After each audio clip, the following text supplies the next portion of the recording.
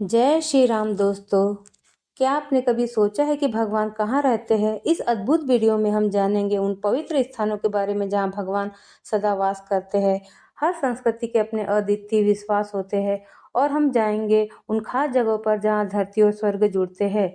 अंत में यह सवाल भी उठता है कि क्या भगवान हमारे आसपास है? आपकी आत्मा को शांति और प्रेरणा देने वाला यूट्यूब सफर देखिए और जानिए उन अनंत स्थानों के बारे में जो हम कहते हैं वास का स्थली। वीडियो को लाइक और सब्सक्राइब करना न भूलें। भगवान सर्वव्यापी है, यानी वे हर जगह मौजूद है, हर कण में, हर प्राणी में और पूरे ब्रह्मांड में। लेकिन कुछ विशेष स्थानों का भी उल्लेख है जहाँ वे विशेष रूप से वास करते हैं, जैसे बैकुंठ जो भगवान विष्णु का निवास है और स्वर्ग जो कई धार्मिक परंपराओं में भगवान का निवास माना जाता है। सर्वव्यापी भारतीय दर्शन और कई धार्मिक परंपराओं के अनुसार भगवान हर जगह मौजूद है। इसका मतलब है कि वे किसी विशेष स्थान, मूर्ति या मंदिर तक सीमित नहीं है, बल्कि हर जगह, हर प्राणी और पूरे ब्रह्मांड में उपस्थित है।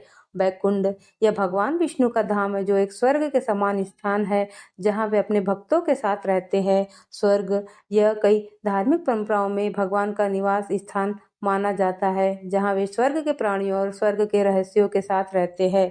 अन्य स्थान कुछ धार्मिक परंपराओं के अनुसार भगवान शिव कैलाश पर्वत पर रहते हैं और ब्रह्मा जी ब्रह्मलोक में रहते हैं। हृदय कुछ धार्मिक विचारधाराओं के अनुसार भगवान भक्तों के हृदय में भी वास करते हैं। यह ध्यान रखना महत्वपूर्ण है कि भगवान की उपस्थिति की अवधारणा विभिन्न धार्मिक और दार्शनिक मान्यताओं में अलग अलग हो सकती है। बैकुंठ या विष्णु लोक भगवान विष्णु और देवी लक्ष्मी का निवास स्थान है। भगवान विष्णु जिस लोक में निवास करते उसे बैकुंठ कहा जाता है। बैकुंठ धाम जगत पालक भगवान विष्णु की दुनिया है, वैसे ही जैसे कैलाश पर महादेव व ब्रह्मलोक में ब्रह्मा जी बसते हैं। शास्त्रों के अनुसार बहुत ही पुण्य से मनुष्य को इस लोक में स्थान मिलता है। जो यहाँ पहुंच जाता है वो पुनः गर्भ में नहीं आता, क्योंकि उसे मोक्ष की प्राप्ति हो जाती है। बैकुंठ शब्द का शाब्दिक अर्थ है कुंठा या दुख रहित स्थान। वही मानवीय जिंदगी के लिए बैकुंठ की सार्थकता ढूंढे तो बैकुंठ का शाब्दिक अर्थ है जहाँ कुंठा न हो।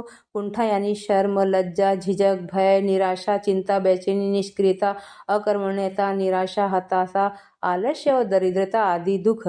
इसका मतलब यह हुआ कि बैकुंठ धाम ऐसा स्थान है जहाँ कर्महीनता नहीं है, निष्क्रियता नहीं है। व्यवहारिक जीवन में भी जिस स्थान पर निष्क्रियता नहीं होती उस स्थान पर रौनक होती है। जहाँ कोई जड़ता, डर या अन्य अवरोध नहीं है, उस स्थान को बैकुंठ कहा जाता है। दूसरे शब्दों में कुंठा शब्द का अर्थ है चिंता का स्थान। इस भौतिक संसार को दुखों का संसार कहा जाता है, क्योंकि यह संसार चिंताओं और दुखों से भरा हुआ है। इस संसार में प्राणी जन्म, मृत्यु, बूढ़ा और रोग के प्रभाव से बंधे हुए हैं, लेकिन आध्यात्मिक जगत में इन चार दुखों का प्रश्न ही नहीं उठता। वह स्थान चिंता और दुखों से पूर्णतः मुक्त है। इसलिए इस स्थान को बैकुंठ कहा गया है, जो चिंता और दुखों से मुक्त है तथा सदैव आनंद और प्रसन्नता से भरा रहता है। आध्यात्म की नजर से बैकुंठ धाम मन की अवस्था है। बैकुंठ कोई स्थान न होकर आध्यात्मिक अनुभूति का धरातल है। जिसे बैकुंठ धाम का जाना हो उसके लिए ज्ञान ही उम्मीद की किरण है। इससे वह ईश्वर के स्वरूप से एकाकार हो जाता है। लेकिन जिसके भीतर परम ज्ञान है, भगवान के प्रति अनंत भक्ति है, वे ही बैकुंठ पहुंच सकते हैं। बैकुंठ वह स्थान है जहाँ भगवान विष्णु के भक्त मोक्ष प्राप्त करते हैं। बैकुंठ में भक्तों को 4 प्रकार की मुक्ति प्राप्त होती, जैसे सालोक्य भगवान के साथ एक लोक में रहना, सृष्टि भगवान के समान ऐश्वर्य प्राप्त करना, सामीप्य भगवान के निकट रहना, सारूप्य भगवान के समान रूप प्राप्त होना। बैकुंठ में प्रवेश करने वाला भक्त कभी बूढ़ा नहीं होता और भगवान की तरह सदैव युवा बना रहता है। यदि भक्त पुरुष है तो वह शंख, चक्र, गदा और कमल धारण किए हुए चतुर्भुज रूप को प्राप्त करता है और नीले रंग का नवघन श्याम शरीर प्राप्त करता है तथा भगवान विष्णु के समान सुंदर और पुरुष हो जाता है। संक्षेप में पुरुष भक्त भगवान विष्णु के सारूप्य प्राप्त हो जाता है। यदि भक्त नारी या स्त्री है तो वह देवी लक्ष्मी जैसी सुंदर देवी में परिवर्तित हो जाती है, अर्थात उसे देवी लक्ष्मी का स्वरूप प्राप्त हो जाता है। बैकुंठ एकादशी के दौरान लाखों लोग तिरुमाला श्री वेंकटेश्वर मंदिर में दर्शन करने के लिए जाते हैं। भगवान कहाँ है? मंदिरों में, आकाश में या हमारे भीतर? एक बार भगवान दुविधा में पड़ गए। कोई भी मनुष्य जब संकट में पड़ता है तो भगवान के पास भागा भागा जाता है और उन्हें अपनी अपनी समस्याएं बताता है और उनसे कुछ न कुछ मांगने लगता है। अंततः उन्होंने इस समस्या के निवारण के लिए देवताओं की बैठक बुलाई और बोले, देवताओं, मैं मनुष्य की रचना करके कष्ट में पड़ गया हूँ। कोई न कोई मनुष्य हर समय मुझसे शिकायत ही करता रहता है। कभी कभी कोई संतुष्ट नहीं रहता। जबकि मैं उन्हें समय व कर्म अनुसार सब कुछ दे रहा हूँ, फिर भी थोड़े से कष्ट आते हुए मेरे पास भागा आ जाता है, जिससे ना तो मैं कहीं शांतिपूर्वक रह सकता हूँ और नहीं कुछ कर सकता हूँ। आप लोग मुझे कृपया ऐसा स्थान बताएं जहाँ मनुष्य नाम का प्राणी कदापि न पहुँच सके। प्रभु के विचारों का आदर करते हुए देवताओं ने अपने अपने विचार प्रकट किए। किसी ने कोई जगह बताई तो किसी ने कोई जगह। भगवान ने कहा, यह स्थान तो मनुष्य की पहुँच में है, उसे वहां पहुंचने में अधिक समय नहीं लगेगा। तब इंद्रदेव ने सलाह दी कि वह किसी महासागर में चले जाए।